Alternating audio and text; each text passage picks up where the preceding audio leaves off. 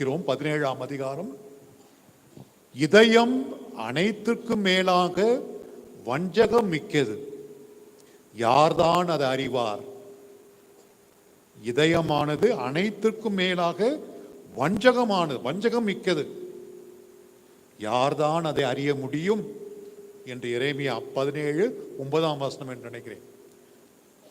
அன்பார்ந்தவர்களே, மனிதன் உள்ளத்திலே பேராசை, பொறாமை, மற்றவர்களை சுயநலத்துக்காக பயன்படுத்த வேண்டும், மற்றவர்களை ஆட்டி படைக்க வேண்டும், இது போன்ற எண்ணங்கள், கருத்துக்கள் ஏராளம். சிறு குடும்பத்தில் அண்ணன் தம்பியிடம் இருக்கின்ற பொறாமை, பேராசை உலக அளவிலே நாம் பார்க்கிறோம். ஆனால் மனிதன் இதயத்திலிருந்துதான் எல்லா வன்முறை, போர் செய்யக்கூடிய ஆசைகள் எல்லாம் பிறக்கின்றன. கடவுள் மனிதனிடம் அந்த பூமியை கொடுத்தான், அந்த பூமியை அவன் கெடுத்து விட்டான். அமைதியாக வாழ தெரியவில்லை, சகோதரர்களாக வாழ தெரியவை. நீ பெரியவனா, நான் பெரியவனா, என்னிடம்தான் காசு அதிகம், என்னிடம்தான் இயற்கை வளங்க அதிகம் என்று ஒவ்வொரு நாடும் மற்ற நாடை நினைத்தால் அமைதி எப்படி பிறக்கும்? இதையே நாம் இந்தியாவிலும் தமிழ்நாட்டிலும் சிறிதளவிலும் பார்க்கலாம். இந்தியா ஒரு ஏழை நாடா? ஏழை நாடு அல்ல, ஏழைகளின் நாடு. இந்தியாவில் எல்லா இயற்கை வளங்கள் எல்லாமே இருக்கின்றன. ஆனால் அடிமட்ட மக்களுக்கு அது சென்று அடைவதில்லை. காரணம், பணக்கார வர்க்கம், கார்ப்பரேட் உலகம், பிற பணக்கார கார்ப்பரேட் வர்க்கத்தோடு கைகோர்த்து கொண்டு ஏழை, எளிய, அப்பாவி, படிக்காத மக்களை சுரண்டுகிறார்கள். சமுதாயத்தில் இதைதான் பார்க்கிறோம். குடும்பத்தை எடுத்துக்கொண்டால் உற்றார் உறவினரிடையே இதை பார்க்கிறோம். முதல் வாசகத்திலே யோசேப்பை கொல்ல முயற்சிக்கிறார்கள் அவருடைய சகோதரர்கள். காரணம் என்ன? அவன் என்ன தீமை செய்தான், என்ன தப்பு செய்தான்? பொறாமை. முதிர்ந்த வயதிலே யாக்கோபு அல்லது இஸ்ரேல் அவனை பெற்றெடுத்தார். முதிர்ந்த வயதிலே பிறந்ததினால் அவன் மேல் தனிப்பட்ட ஆசை, தனிப்பட்ட அன்பு. இதை மூத்த சகோதரர்களுக்கு பொறுக்க முடியவில்லை. இவன் யார்? நம்மில் ஒருவன் தானே, இவனுக்கு மட்டும் ஏன் தனி கவனம்? இவனை தொலைத்து விட வேண்டும் என்று வாய்ப்புக்காக காத்திருந்தார்கள். நல்ல வேளை அந்த 11 பேரில் ஒருத்தர் 2 பேருக்காக கொஞ்சம் புத்தி இருந்தது, நல்ல புத்தி. கொலை செய்ய வேண்டாம், படுங்குழியில் தள்ளி விடுவோம் என்று சொன்னார்கள். பிறகு வெற்றி விட்டார்கள். ஆனால் நமக்கு தெரியும் யோசேப்புடைய கதை. பிறகு எப்படி எகிப்து நாட்டின் ஆளுநராகவே மாறினார் யோசேப்பு. யோசேப்பிடம் செல் என்று ஆளுநர் சொல்லும் வகையில் எல்லாவற்றுக்கும் யோசேப்பு, எங்கு பார்த்தாலும் யோசேப்பு தான் அந்த எகிப்து நாட்டை நிர்வாகம் செய்தார். அவர்கள் தீமை நினைத்தார்கள், கடவுள் அதை ஆசீர்வாதமாக மாற்றினார். நற்செய்திக்கு வந்தால்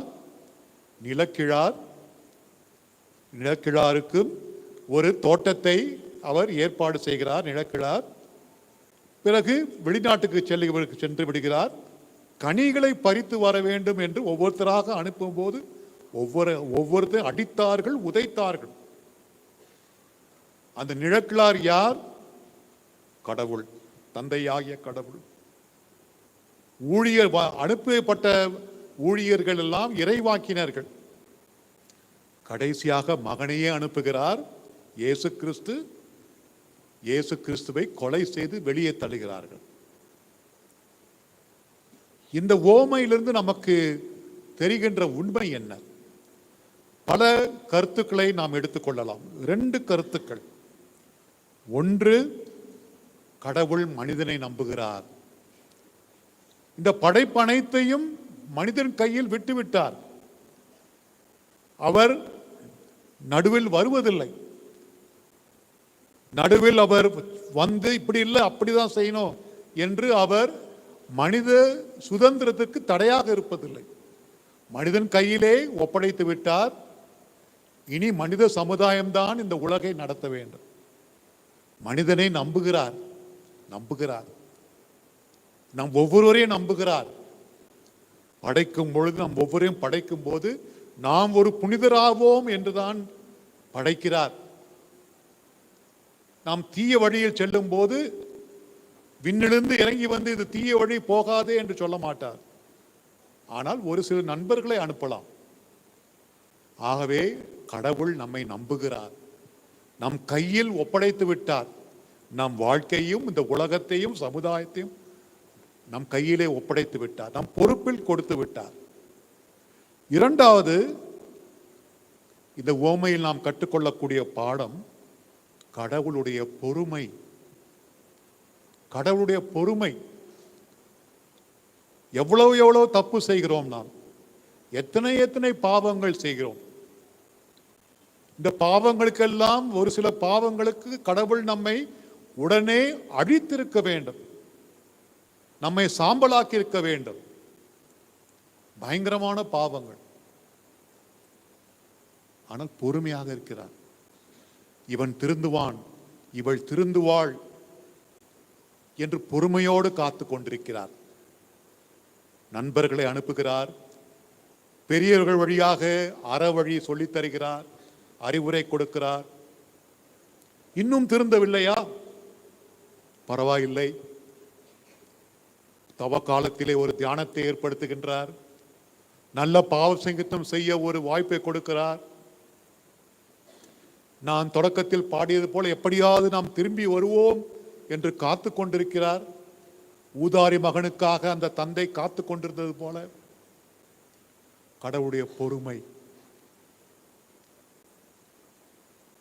5ஆம் நூற்றாண்டிலே புனித அகஸ்தினார் என்ற மாபெரும் மறைவொழுனர் கூறினார், கடவுள் ஏன் இந்த உலகை நன்மை நிறைந்த உலகமாகவே படைத்திருக்க கூடாதா?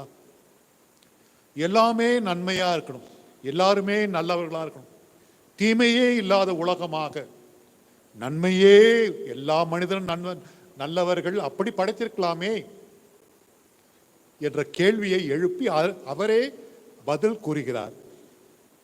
அதாவது கடவுள் தனி மனிதனுடைய சுதந்திரத்தை மதிக்கின்றார். சுதந்திரத்தை, மனிதனுடைய மாண்பு அவனுடைய சுதந்திரத்தில் அடங்கியிருக்கிறது. விலங்குகளுக்கு சுதந்திரம் இல்லை, விலங்குகளுக்கு சுதந்திரம் இல்லை. ஒரு நாயையோ ஒரு பூனையையோ பயிற்சி கொடுத்தால் இப்படிதான் அது பழகும், சுதந்திரமாக பழக தெரியாது.